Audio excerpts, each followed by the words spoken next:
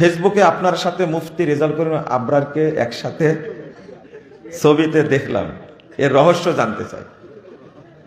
রহস্য তো জানবেন মারেফতি ফকিরের কাছে, এটা কোনো রহস্য নাই।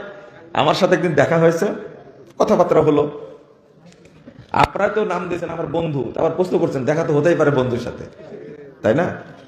কথাবার্তা হলো, তো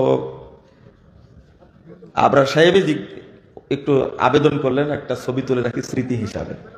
আমি বললাম যে ঠেলা সামলাতে পারলে তুলেন। ছবিটা অনেক আগের ছবি, হঠাৎ করে গতকাল নাকি ভাইরাল করেছে, আমাকেও দেয়নি। আমাকে বললেন যে শেখ আপনাকে ছবিটা দিচ্ছি, আমাকে দেয়নি, দেওয়ার আগে গোটা বাংলাদেশকে দিয়ে দিছে।